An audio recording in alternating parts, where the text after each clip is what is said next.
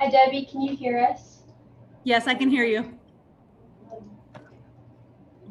And hey, Quinn in Morocco, how are you? Hey. Can you hear me? Oh, is he joining from Morocco? Yes, Quinn is in Morocco and joining us, yes. Yes, I can hear you. And Steve, it looks great. Let's see, we can't hear very well when they talk. Is there a way to increase the volume? They have the speaker set up. He travels incessantly. Can you try talking again? Yeah, Testing, testing. okay, there we go. Thank you, Quinn. Quinn, I'm jealous. I'm jealous. Oh yeah. I'm here to kick off a student program heading home this weekend. Oh, fun. But it is after midnight my time, so if it's all right, I'm going to keep my camera off for most of it. It's kind of dark here. Well, bless your heart for even joining. That's impressive. Yes, it is. Okay. So I think we have enough to start. Welcome, everybody. Let me make sure. Let me just kind of get myself together here. Okay, great. So in the room with us, are you ready? We're recording now and we're all taking minutes and stuff? Right. We're good to go. Okay. So welcome to the Natural Resources Stewardship Committee meeting. In the room here with us, we have Hillary and Sarah and me, Darren, and then from Morocco, we have Quinn. And just, you know, show us up a little bit, I think. And Debbie online. And Debbie online, yep. Mm-hmm.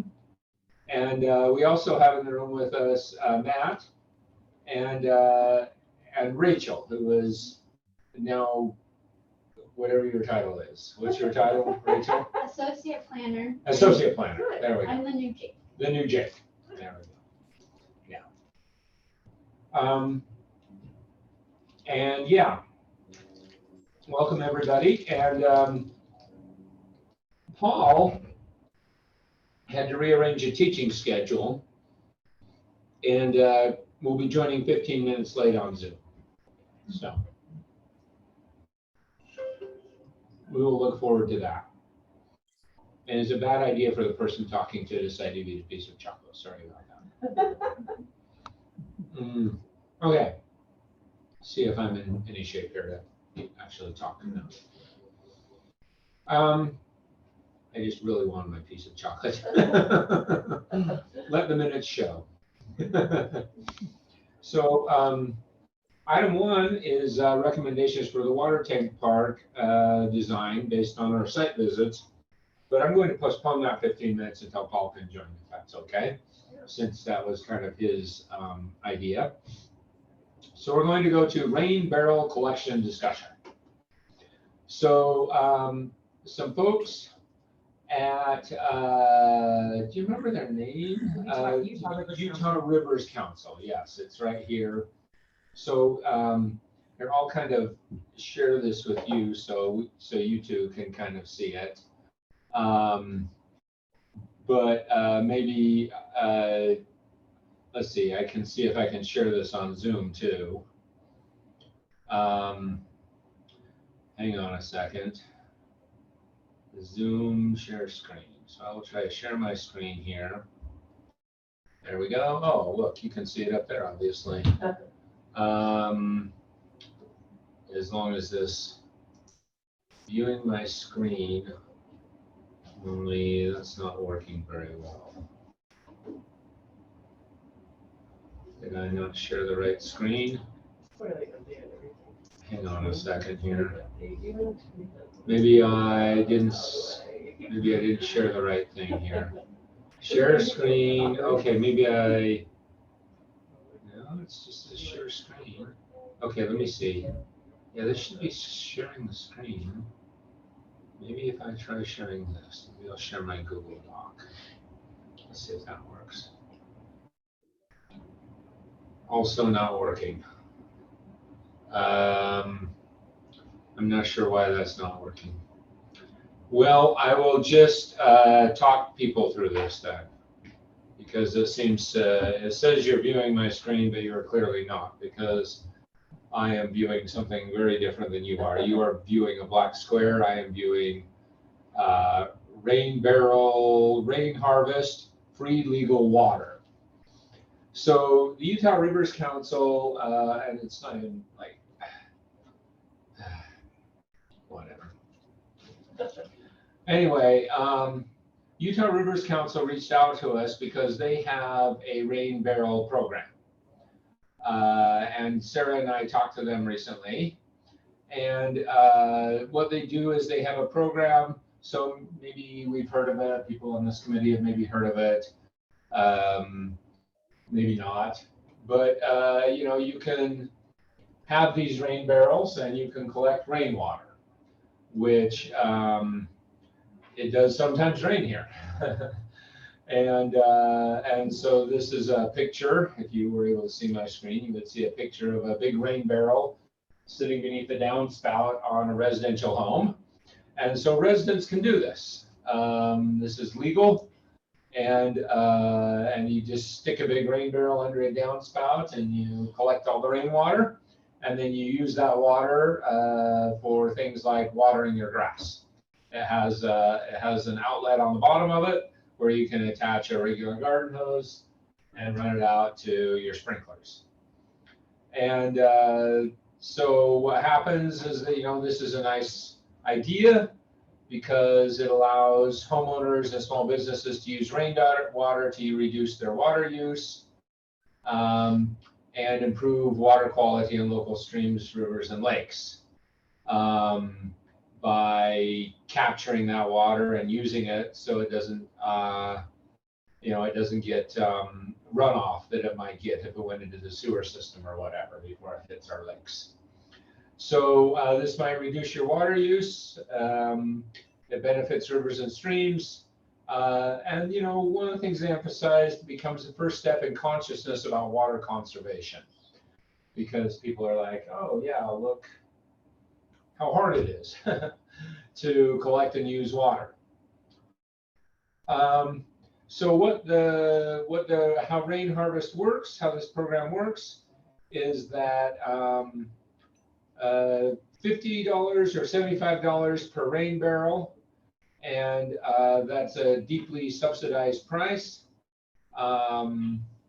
Let's see. So they, yeah, I don't remember the specifics here. Here we go. Fall 2021.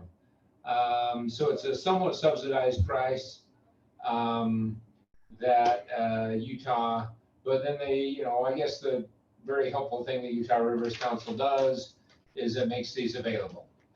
So, so municipalities subsidize the quantity of rain barrels for the residents during 6 to 8 week sale period. Subsidized barrels are typically priced at $50. After subsidized barrels sell out, the price rises to $83. The retail price on this American-made barrel is $140. So that's the basic program, is that they provide the city of Orem with a quantity of rain barrels. They ask Orem to subsidize these rain barrels. The sale period is kicked off by Utah Rivers Council with an online purchase portal. Residents purchase their barrels and wait for the distribution day to pick up their barrel after the sale closes. Municipalities typically limit the quantity of subsidized barrels to 2 per household. Utah River Council promotes the barrel sale by recruiting other nonprofits to help market it, by running an earned media campaign, so paying for some media, and by asking municipal partners to promote the sale in their existing marketing networks. And then there's a distribution event, so people sign up for these rain barrels, and then they come and pick them up at a designated parking lot. They're pre-ordered. And the Utah Rivers Council experience is that they sell out in every municipality that they've done this in. So And, you know, I guess it says here, many are surprised by how quickly they use the 50 gallons of water, how quickly they use it. I guess I wouldn't be surprised how quickly I used it. I would be surprised by how quick, if it ever filled up, since, you know, I kind of wonder about that. When the rain comes, it often comes monsoon. Yes, that's true. That's a very good point. That's a very good point. Anyway, Is there a minimum you have to guarantee for sales? No, no. They, from what I recall, yeah, they provide, as they say, they almost always sell out. And I think if they don't sell them all, do you remember what happens, Sarah, when they don't sell them They all? probably take them to other Yeah, municipalities. And yeah, they just redistribute them to other municipalities. So no, we don't. they'll have a wait list on other municipalities. So there's really no risk except, do we want to subsidize it? Is that correct? I believe so. And do you remember the quantities they were talking about? Was it 50 I don't or? remember. No, I think it was higher than that, but It was more than that? yeah, I can't remember like what their average. Well, their first average, year right. offering is. I can't remember either what their average first year offering is.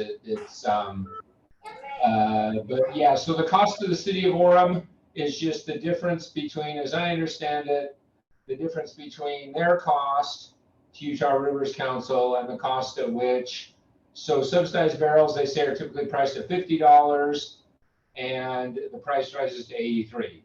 So I think what they're asking the city of Orem to do would be to subsidize $23 per barrel. And they also said that sometimes some cities include a deeper subsidy for lower income residents. Right, so you could adjust the subsidy depending on, right, if you wanted to do something like that. So Debbie, is there a chance that the city might be interested in this?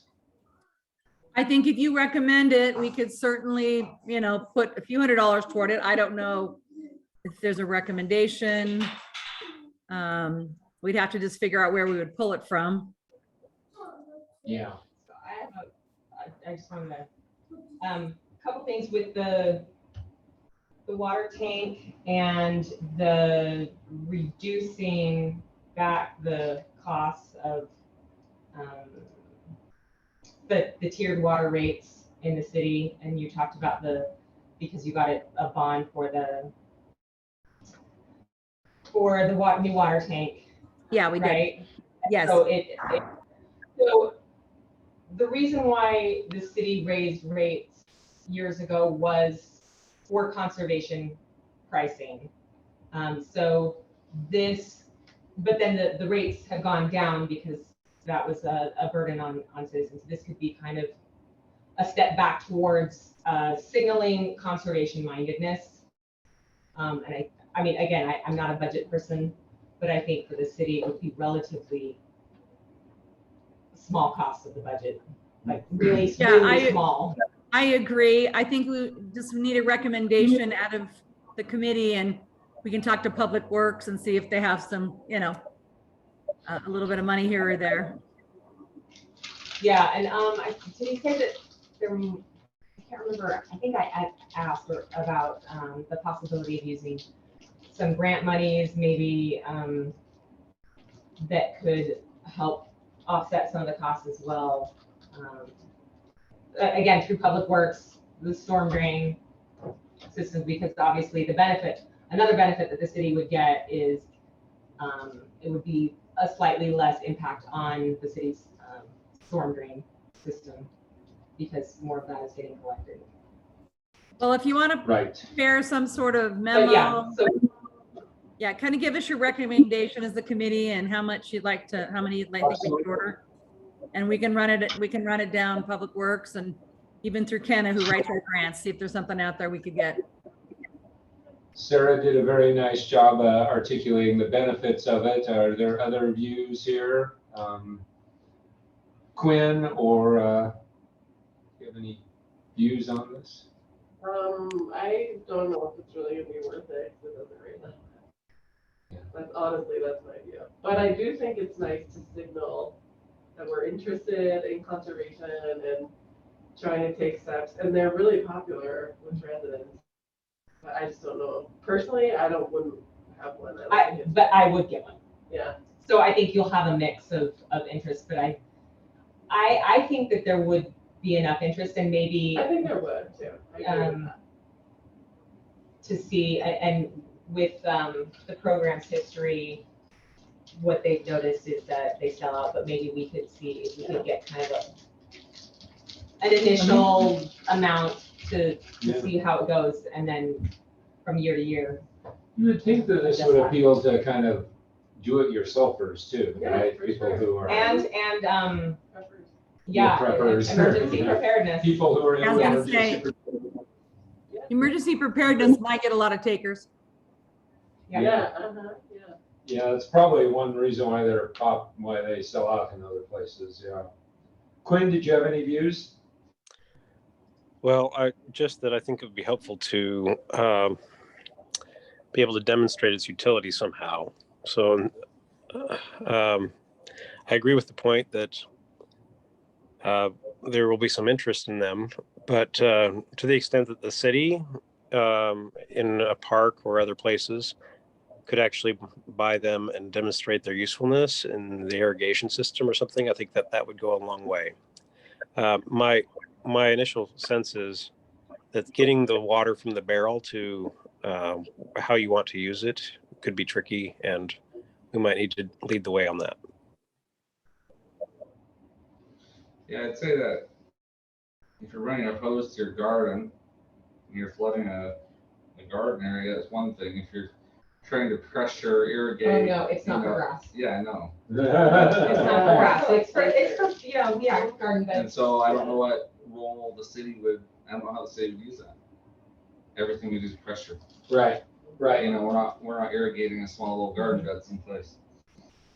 And I can't see our public works department What having about need the of it. community garden by the hospital? Isn't it more kind of sponsors that? That'd be like a visible place. Yeah, it's the IHC thing. Yeah, it's IFC thing. But there's Yeah. partnerships that are around UVU.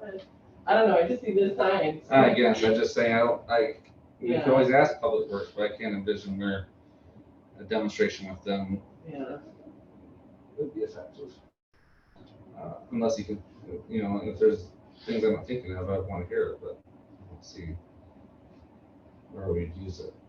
I think the most important part is what Sarah said, how it kind of is the signal that we're thinking about things.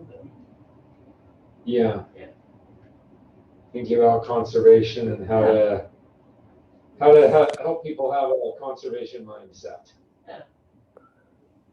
It would make a great contribution to the water tank space, right?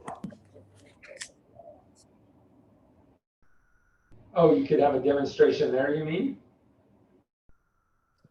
Yeah, I mean, it goes well with the theme of the broader water tank, and if we incorporated it into whatever type of learning experiences we create there, I think that would be a good fit for it.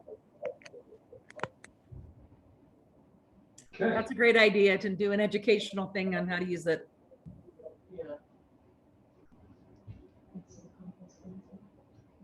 Yeah. Okay. Well, that is now on our agenda, and we will keep. Let me circle back around with the Utah Rivers Council people and ask them about, how other cities might have managed a demonstration, and we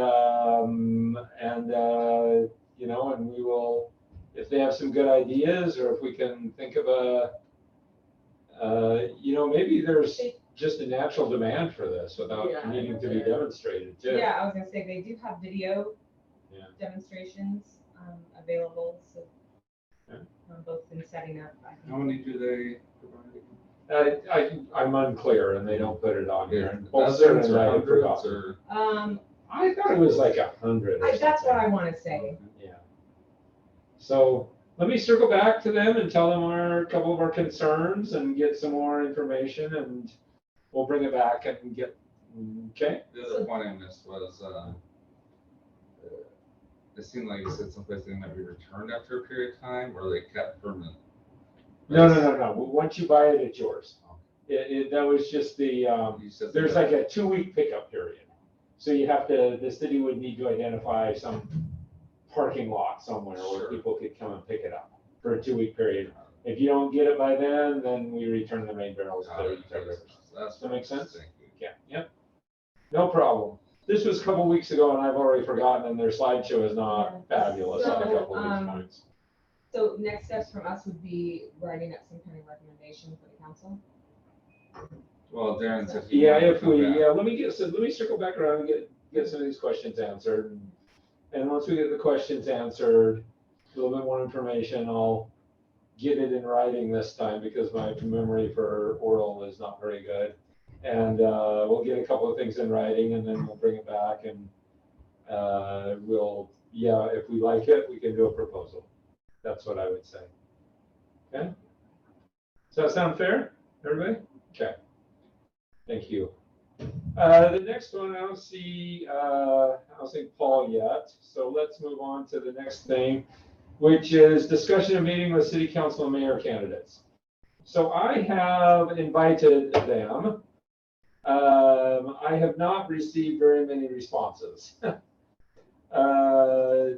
Dave Spencer declined, though he was kind enough to respond. The only other one that I've heard from is Lene, who I just barely heard from and have not yet processed her response. Lene says, here it is. Thank you for reaching out to me. I'm very interested in knowing some of the work your committee has done and its concern and ideas for Orem. If you have information I can read and study, I welcome it. As a candidate, it would not be appropriate for me to meet with your group before I'm elected. The role of the NRSC as an advisory one of the city council, I wouldn't want to have the appearance that I was interfering or undermining the work of the current council. I hadn't really thought about that. I guess that is a possible concern. If I'm successful in being elected, I welcome a meeting with your committee after the results of the election are finalized. So, Just a couple notes. If any meetings were to happen, we do need to have a few things happen. If at any point there's a quorum present, we would need to have it publicly noticed. Another thing is we want for the city's expectation that any candidates met with it have the exact same questions answered or questions, so that there's no variation in how candidates are approached. And then another thing, because Quinn is a candidate, we think it would be best for him to recuse himself as part of the questioning panel. And finally, we think that I'm missing one. There just needs to be a lot of guidelines. Oh, and that they're recorded and broadcast. Yeah. I can assure you, by the way, so those are very reasonable, Matt. Yeah. And I can assure you that I definitely thought of that, second one about approaching them in the same way. And I have sent the same email to each of them with a very small variation. Like, since I know 2 of them, I included that in there just to be human. Sure.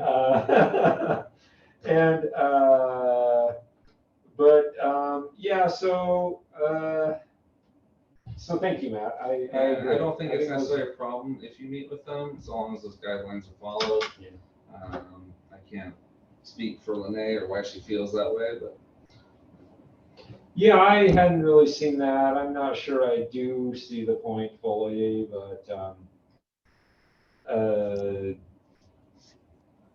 and Darren, I'm happy to to. recuse myself as well from anything, not to get in the way. Okay. Can I make a comment? When you're a Okay. candidate, you want to have the most people, the most places, because your time is valuable. And so what I mean by that, like a neighborhood meeting that has a bunch of voters or a cottage meeting. And so meeting with a committee is great, but with only, I don't know how many are in our committee. Unless you're going to invite more people to watch, weigh in. The idea is to maximize your time for the number of votes. I'm wondering if that's why Dave Spencer has declined. I know he walks every night. He just knocks on doors and goes out. So I'm just wondering if it's a time versus how many people they can touch. I agree, Debbie. I was thinking about this. I was thinking, yeah, because we're a policy oriented, we're not vote oriented. So it's not surprising me that we're not getting rousing responses, because candidates are interested in votes more than policy. We want to talk to them about policy. And of course, they're going to be interested in policy, but that's not their top priority. You reminded me the other expectation we have is that no endorsements come from it. Okay, Right, yeah. great, yeah. Now, there is a debate coming up, if I read correctly, and we certainly could submit a question to that debate that they would all answer. Oh, that's a nice idea. Good idea. Yeah. That's a nice idea. And that would certainly be, and they don't necessarily know that, well, I don't know if they let the questions known before. I can't remember. I've done them where they let us know what the questions were, and I've done them where we've taken them from the audience. So it certainly is a legitimate question and probably something that should be asked in a formal debate. Quinn, do you know anything about this debate? I don't believe I've been invited to any debate at this point.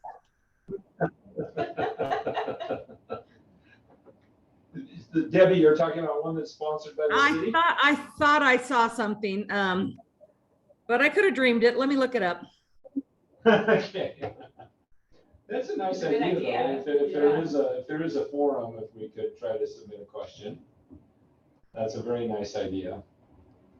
Any other thoughts on this? I mean, we could also do what Lene suggests and draw up a few points of things that we're working on and just circulate it to the candidates, just as a getting to know you kind of thing. And I mean, invite a written response. We might get a written response or two. And, I know in the real world, if Orem doesn't count as the real world, right? Policy groups and do this all the time, right? They seek clarification on candidate policy positions.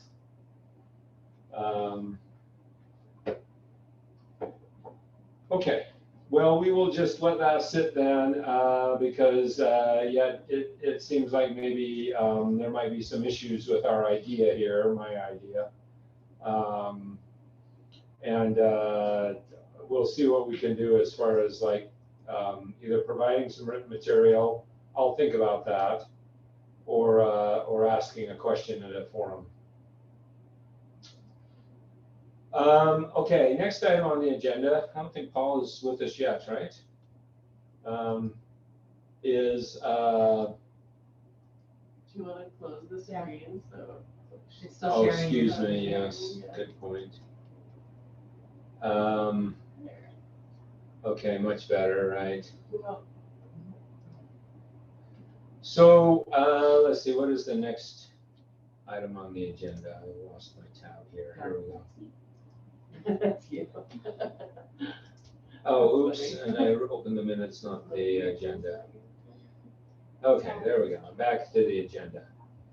Update on the awards. So the awards have been ordered, and Quinn Meekum sorry, I say Quinn Meekum because I think I'm in the department meeting. We've got two Quinns in my department. Quinn has provided some language that could be used by the city council when actually presenting the awards. And I provided some language that will be inscribed on the awards. So we are hopeful to keep moving forward with this and present them to the recipients at an upcoming city council meeting. Tentatively, we're looking at the 28th. It's being run up the chain for scheduling and approval, but if it's not the 28th, it'll be the meeting after that. Okay. But you'll let us know. Oh yeah, absolutely. Thank you. And you saw Quinn's language on this? Yes, I distributed that. Okay. That was part of what we needed to get that scheduled. Great. Hey, Darren, I have one question. So that's coming up. Sure. Matt, I think we need to communicate to the recipients of those awards an opportunity to be recognized by the city council when that's ready to go. Who should be doing that? Is it okay if we do it, or Yeah, you'd be absolutely. better with somebody from the? I mean, we're an I mean, official you're city presenting- council. Yeah, or city you're presenting committee. more, this is your initiative, I assume that you would be reaching out to them, but if you need some assistance with that, I'm happy to do it. Would you feel comfortable doing that, Quinn, or not so much since you're a candidate? If you would prefer I could do it, I would be happy to do it. Darren, you and I can coordinate on that. The question is when can we do that? When do we have enough information that it's going to go on the 28th that we can reach out and invite them? I don't know, I don't have an answer when it will be approved for scheduling. Okay. We'll just await that and then act quickly. Okay? And Matt, sorry.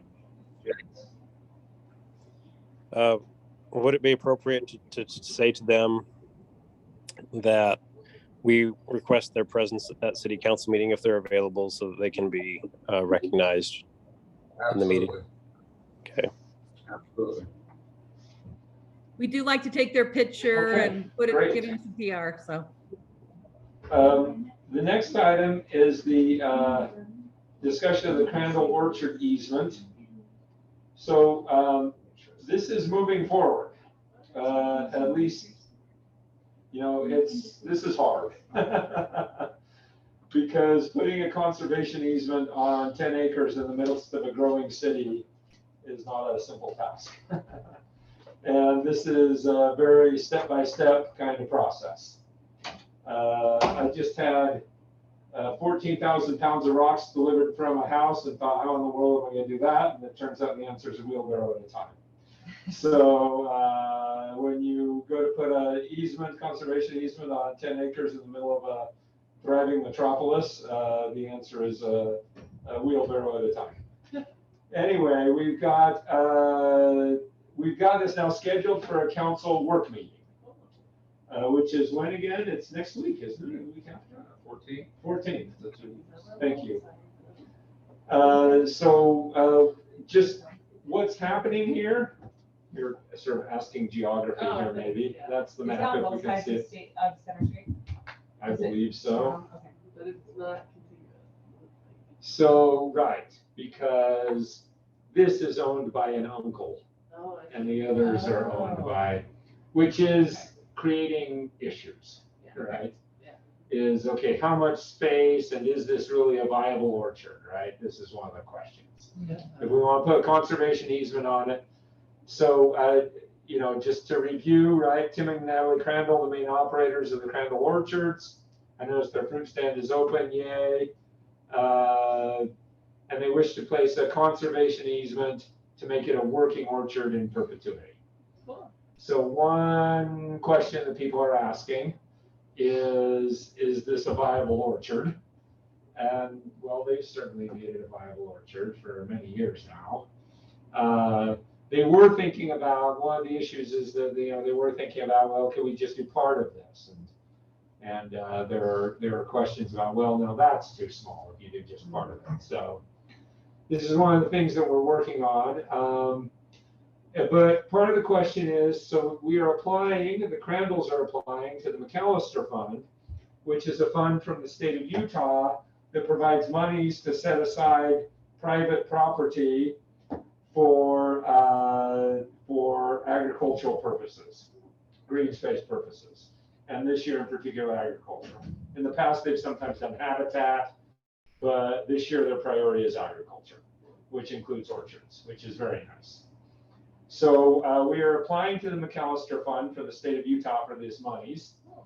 The McAllister Fund is limited in its funding.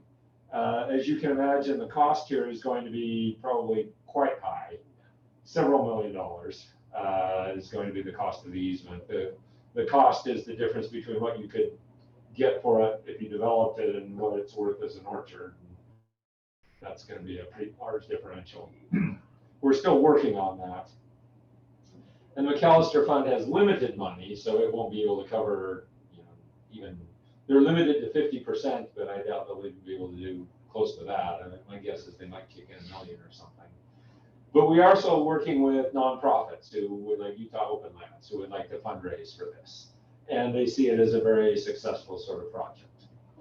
So we're lining up, but the McAllister Fund, one of their legal requirements is to determine local support from the local government entity and from local citizens. So it is required that we have a public hearing on this, and that we have a city council or mayor endorsement of it. So we've got it on the city council work session, and if the council is favorably inclined, then we will go to a full city council meeting where there will be an opportunity for public support to be expressed. Is that right, Matt? Correct. Good. So my question is there a negative to doing this? Is there a reason that we wouldn't? So, as Matt and I thought about this, so I have to say, so we have run into some opposition, Debbie, and it makes me very sad. Senator Bramble, who is the senator that represents this area, he is also legally required to give his support, and he is refusing to express his support. Did he say why? Yeah. Government, so he is difficult to understand on this issue because I think this is fair to say, gives me civic lessons on the proper role of government instead of addressing the issue at hand. And his civic lesson on the proper role of government here is that it is inappropriate for government to subsidize businesses. My response is that governments subsidize businesses all the time. His response is that yes, but only after they have demonstrated a value to the community.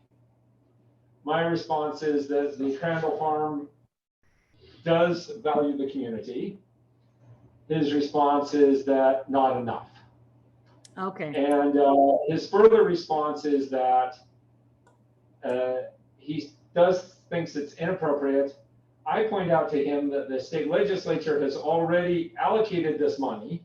And so it's not a question of whether it should be allocated. He has already voted for it, as a matter of fact. But it's only a question of where it is allocated. And would you rather have it allocated in Orem or somewhere else? And on that, he has no response. So that is the nature of the conversation I'm having with Senator Grant. Do you mind if I weigh in on Debbie's question a little bit? Sure, please. Why wouldn't we do this?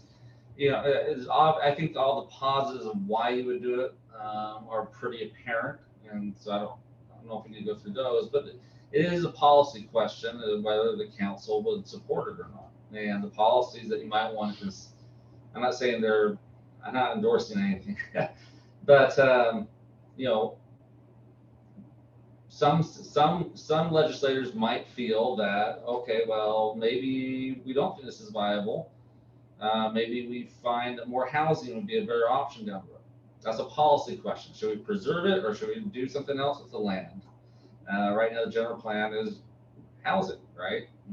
So that's a policy question the council should ask themselves. Another one is this program requires the city to be the easement holder.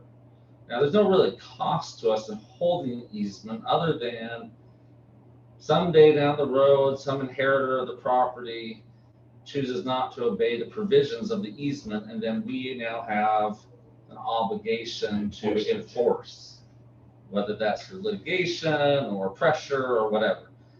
Now, even then, that's probably a fairly low cost issue compared to the value, and then also the probability of that scenario actually playing out. But that's another potential downside of the city being involved, eventually holding an easement in favor of the city. So just weighing that with all the positives, like local agriculture, open space, local produce, the community, all those things. So you'll just have to ask yourself those policy questions. Okay. Well, those will be discussions you're going to want to. What I'm saying is you're going to definitely want to know those pros and cons. We'll ask those questions. Obviously, housing's big, but people like preserving orchards, so we'll just have to flush it through. My question is, how How long does the easement last? Is it permanent? Yeah, perpetuity. It's very difficult to revoke. Okay. Basically, I- Orem City and the McAllister firm both have to agree to it down the road. To revoke. So you can get out of them, but you know, it requires all parties to be involved and to make some type of arrangement for revoking it. Is there precedent in Orem? Do they have any current conservation easement agreement? Orem does not hold any that I know of. We do have conservation easements in the city that are held by other agencies or nonprofits. Can you give an example? Down in the southwest, there is, I forget the name of the property. It has the big red barn, Cherry Hill barn on it. South Geneva Road, you know what I'm talking about? Oh, yeah. Yeah, I believe there's a conservation easement there. There's another one.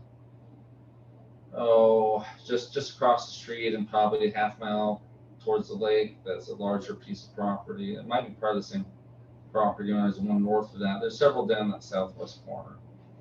But those easements are held by other agencies. Oh. Is the Bridal Veils conservation easement, is that Provo City or is that someone state of Utah or something? My understanding right now is there is no conservation easement on the Bridal Veil. Oh, I heard that was. And that was a county. That was in Utah Oh, okay. County, and I'm I cannot speak with confidence, but my feeling was the county commission has not yet approved that, or they have tabled it. Provo City does hold a city easement, but they also own the property. So they have the easement and the property for Rock Canyon, a piece that was purchased from a potential mining operation. Provo City just did a deal with the McAllister Fund for an easement in the western part of it for a ranch up there in Utah Lake. So Yeah, and the like. Provo City far just away recently did properties, this. I think they have it. Yeah. So there's precedent. in Yeah, there. there's precedent in the area, yeah. That's And, good yeah. To present, I think, to the council. Yeah, no, that's a good idea. Yeah, we should mention the precedent. In Provo City, you know that area where the Delta project's going in? Provo City's had an agricultural easement granted to them, open space easement. For that property is what was called the Despain property for probably 30, 40 years. So, you know, it's not without precedent that cities hold some type of conservation easement. Yeah. This one's a little unique in that it would, you know, the idea is to keep it as a working orchard. Although the Provo one that I just mentioned was a, working grazing property and still remains so until the Delta project began. Hey, Matt, just one thing that you said that, well, the general plan is housing right now, but there is an agricultural overlay on this. Yeah, so the overlay is a ordinance mechanism which helps the county give it a different tax bracket, basically. The general plan is a land use policy. It's advisory, and the council doesn't have to follow it. It's just saying, you know, a broad brush for this area that we saw this eventually turning to homes. There may be actually written language in the general plan, I have to look it up, or the neighborhood plan saying, hey, we ought to preserve some stuff, and this would be maybe an exception to the overall policy. But again, general plans are updated, they're changed, they're advisory, they're not mandatory. So the neighborhood plan for that neighborhood district, is there a lot of emotional connection to this orchard as far as their neighborhood plan, their identity? I'm just saying, I know that sometimes, you know, you've been talking about checking out the neighborhood plans and see, I would imagine that it would be, you know, one of the anchor identity in that neighborhood. And that's something I'd have to look. I live kind of close over there, and there's that pine orchard too, and I think a lot of people. Well, there is. Great about that. Oh, yeah. I mean, every time that Orem puts Crandall Orchard, it happens every few months, it seems like, on social media. All kinds of people chime in. Like, oh, we love Crandall Orchard, you know. Yeah. Well, and that's something that we could. I mean, as far as popular support, I think there would be quite a bit of popular support for this. Okay. So you asked Sarah when the work meeting is. It's on September 14th at a time to be announced, but typically around 3 p.m. Is that correct, Matt? And I'll put a reminder in here to forward to the agenda. Okay. Great. So I can I send am closing. Oh, sorry, Debbie. Yes. I was gonna say, we start at 3, but just notice where you are in our agenda, because sometimes you might be first or last, and then we have an idea of different, we assign a time to each item. So if you're first, great. If you're last, you don't have to come at 3 unless you want to listen to the whole meeting. Okay. Great. So I am also telling the council that we are supporting this. I have a memory of discussing this in our previous meetings and being supportive. Is that still true? We support the. And I wrote out the language of the motion in your slideshow. So it wasn't specific. Your support motion wasn't specific to this property. It was specific to supporting agricultural easements in general. Maybe we should take an official vote on this. So the motion is, we actually did adopt this on April 1st. I see, you've got that in here. Okay. Here is what we adopted. I thought I had a memory of this. The NRSC supports the creation of agricultural easements on remaining agricultural and orchard lands within Orem City. Okay. Great. Okay. Darren, can I ask one question? Sure. So when we think about an agricultural easement versus a conservation easement, is that a different language for our purposes or not? No, all intents and purposes, same thing. Okay. Conservation easements are used for agricultural or open space purposes, or even public parks on occasion. Awesome. So very excited about this, hopeful of council support, and yeah. Okay, so last item on our agenda is Paul. You helped us organize that wonderful, inspiring outing to locations, the conservation gardens in Sandy and South Jordan. So do you want to kind of lead a little discussion on what we learned and what we might want to try to recommend to the city, or at least start us out? Yeah, absolutely. So yeah, this was I believe August 2nd. We went on this trip and got to see quite a few examples of water conservation sort of gardens, but also how to maybe landscape efficiently and effectively around, say, like a water tank. And so the goal was basically to allow us to learn, but also just brainstorm, get ideas for what we could present or support, or I'm not sure exactly what the right verb is, to the planning committee that's working on this water tank park in let's see, it's northwest Orem, is that right? Southwest Orem.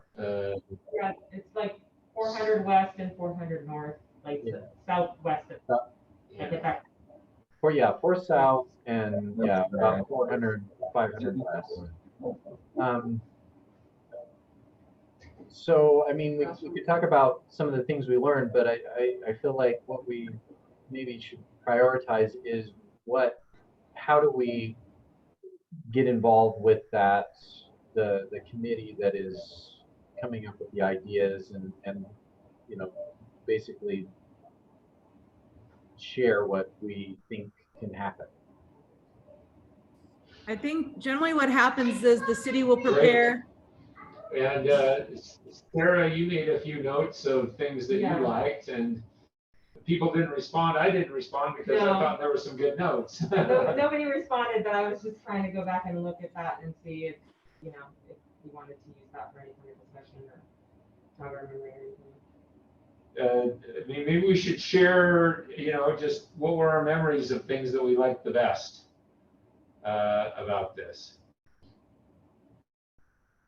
Well, I think there was a lot that we really liked, but I liked the discussion about how we can make it the execution of it a little bit more palatable, as far as creating a plan, like really good plan that we could then implement over time. And I really I would love to do, again, the playground build, the community playground build, to apply that concept maybe on an annual basis at that area where the community comes together once a year and plants and implements the next phase of this, so that the community is emotionally invested in this space and we're building it together, we're planting it together, we're, planting roots together. So as far as like trying to promote the development of this space, I think that, again, the community support and the phased implementation are two things that I think would help make our case a little bit easier for the city. Right. Go ahead, Matt. Did you have a point? Oh. Just my observations, because right now the city's going to be, it's probably in limbo right now because we're not even starting construction yet. We're going through a phase 2 environmental study for contamination issues. See what type of herbicides and pesticides may be used on the property and see what type of cleanup may be needed for that. So that's sort of slowing things down. I'd recommend an approach where maybe not actually per se drop a drawing or anything, but say, here's the outcomes and goals we'd like to achieve or what we'd like to see happen. Keeping it broad-based rather than maybe specific ideas, like too specific in my mind would be a compost bin in this corner. Oh, right. But if you have broader educational goals, and then maybe some examples under each of those goals that here's some examples that we saw we like that might facilitate that bigger picture. Because at the end of the day, it's going to be designed by a professional landscape design team, and so I think just a written outline of what you think the goals should be, and some ideas to help facilitate those goals would be what I recommend. Thank you. That's very helpful, Matt. The thing that I liked the most about that was the actual demonstration house. I thought that was so cool, how they helped you visualize what an actual yard might look like. Because that's my problem when I go to these places, right? I see, pretty flowers, but how is that actually workable in a yard kind of a context? Now, we wouldn't want to put up a structure like they did, I don't think. But you could actually, I don't know, I wondered if instead of just making it a garden, if you couldn't have a more formal kind of demonstration of how that actually looks like as a yard, right? If there was some section because I think that we are agreed that it would be nice to have a kind of a garden area there, right, for people to visit and wander through, just like those were. But if there was an ability to say, in this corner is actually a demonstration yard, right? Because I think when people think about this, they think, oh, it's too much, and you want me to get rid of all my grass, and it would be ugly. And no, kind of like they did. Here's a yard, and here's some xeriscaping that complements it's just a rectangle or something, right? We don't need a structure. I don't know. That was my thought. I thought that was the coolest thing about it. And they had mentioned how, that helped them connect with people because people were wandering the gardens and not seeing how they could do it. So I think if we really wanted to make a difference and kind of inspire people, that would be the kind of thing. Central Utah Water Conservancy District used to have that property out on University Parkway, on the freeway, and they used to have a similar setup where there was a demonstration. It was a smaller scale than the one that we saw the other day. But they had a kind of a side-by-side demonstration space incorporated into their garden. They no longer have that space, but I don't know if they would have any interest in partnering to, again, bring that concept back as part of their education here in Orem that they used to have. That's a good idea. Yeah. We could ask them about if they're interested in partnering at all. At least in giving us ideas. Did you find your email? Yeah, I did. You want to summarize some of the things that we liked? Let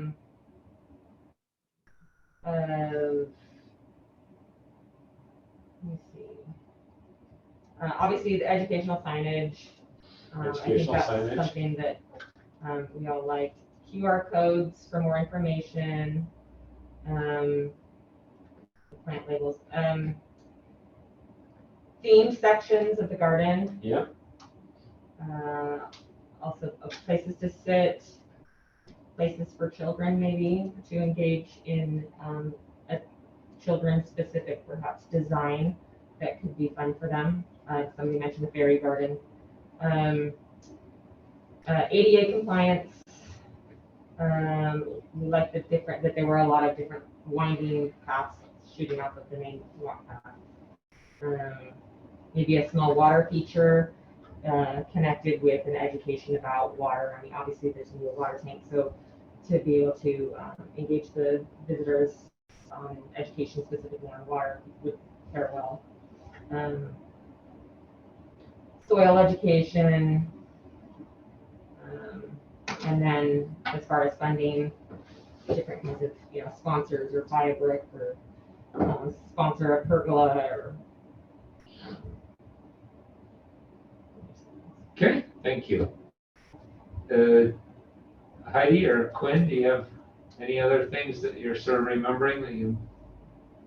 What do you think the main goal that you'd like to see? I mean, is it water conservation? Is it agricultural heritage? What is the purpose of the space? Can it be more than one thing? Well, it can be, but you try and do too many things and you don't. Sure, but I think they're all complementary. Sure, but again, you don't get and take a step even higher up. What's the main goal of those? Those may be subcomponents of a higher goal. What's the main? Educational. Paul, go ahead. What is the current thinking with the orchard trees that are there? Is there a chance that they can be preserved? Very little, not likely. That's what Okay, they told us. Yeah, not likely. then I would suggest water conservation garden,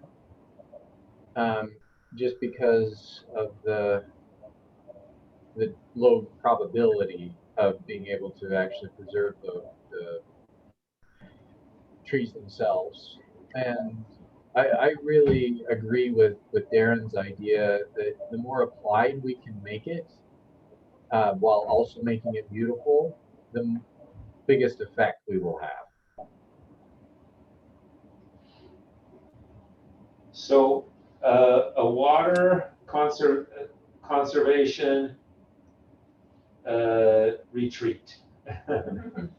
I totally agree. I like the idea of a retreat, right? Where somebody can go and walk with their kids or their dog or just go enjoy a garden. So it's not a park. It's not an emphasis on play structures, is what I would say, or recreational activities. And it's not no sort of walking space to make it, a desirable jogging path or something like that.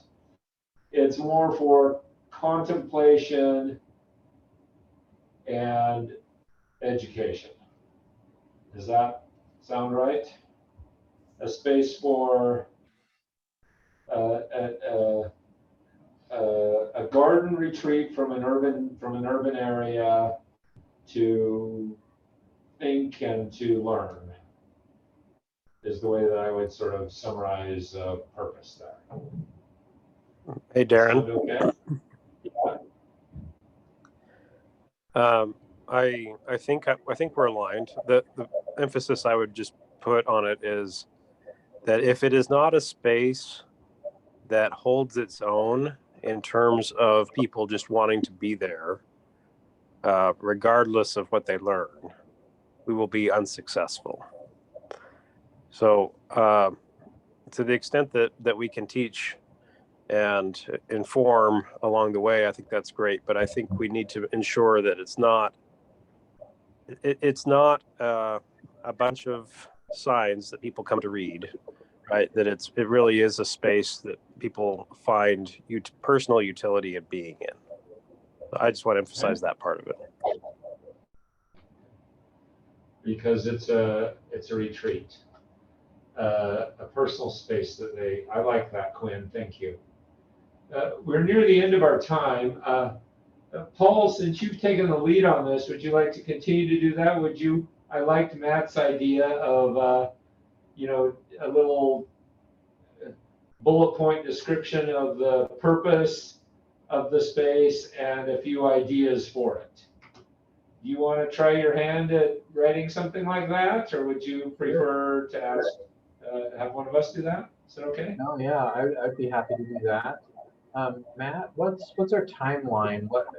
What are we shooting for to get this information to the planners? There's no real urgency. I think if they're really, I don't know, I'm not really plugged into the day-to-day construction meetings on this. My sense is that, they're just trying to get a hole dug right now so they can throw the water tank in, and then the design is secondary at this point. And so they're focused on more urgent matters, and they probably feel like this can wait until they get closer to when they actually have to think about it. So I don't think there's huge urgency. However, sooner is always better. But if we took some time for over this next month or two to get a draft and then get the committee to recommend something, that seems reasonable. And I'd be happy to provide feedback and send the notes I just took and help massage it with you, Paul, if you'd like that. Yeah, that would be helpful. Yeah, that's what I was going to suggest. I could put together a draft for us to discuss at our next meeting if it's not urgent to have a finalized something by then. Let's do that. I thought we had some nice language and ideas going around, and thank you, Matt, for taking a few notes. That's really nice of you. So, okay, great. Well, we are out of time and out of agenda items. That's lovely. That's nice when those two coincide. So thanks, everybody. Oh, we need to approve minutes. We've got 2 sets of minutes to approve. Can I just make one announcement before we close? Yes. So the Utah County Sustainability Coalition, which is my other side project, we are hosting our 2nd annual, we're calling it the Utah County Sustainability Summit. It's going to be held at UVU on October 18th, which is the first day of Sustainability Week.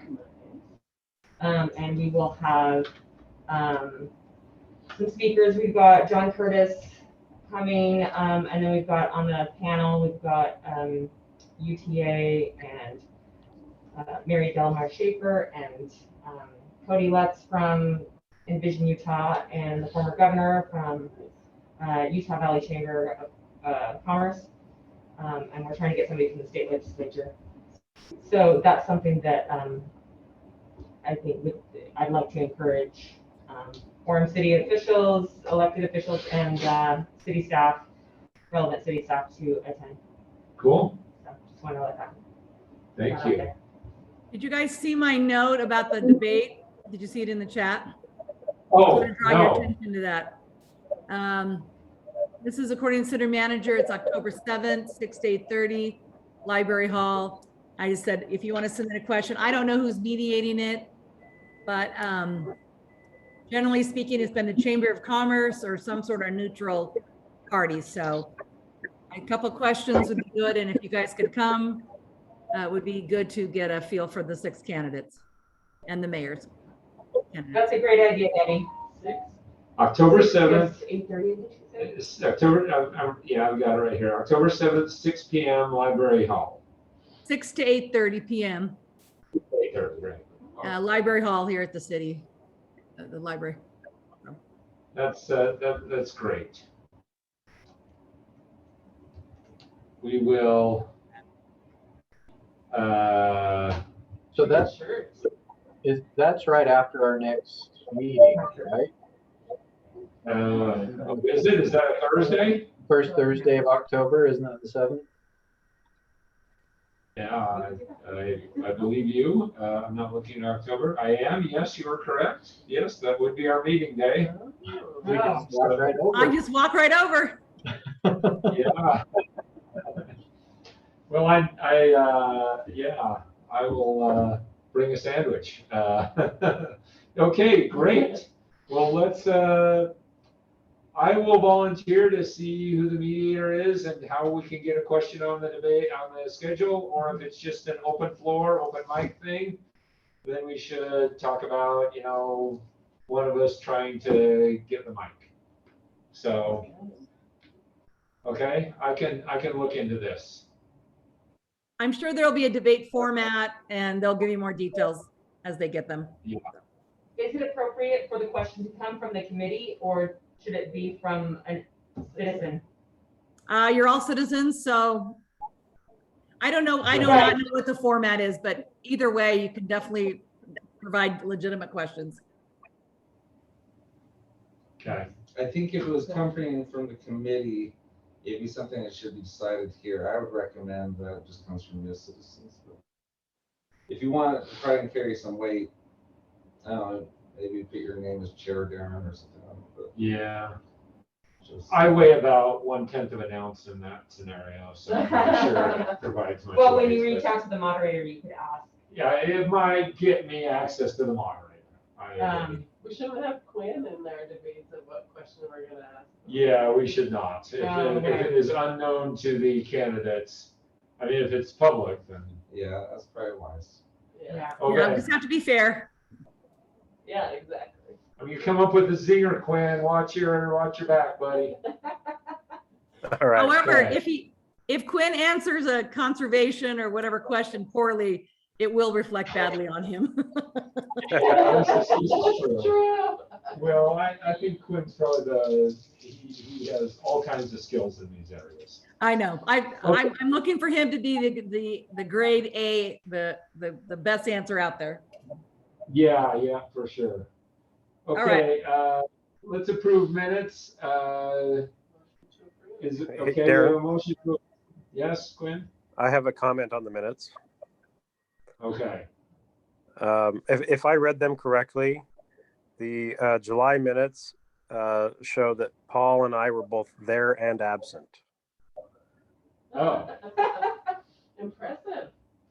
That is, that is really cool. So you were basically Schrodinger's cat or whatever.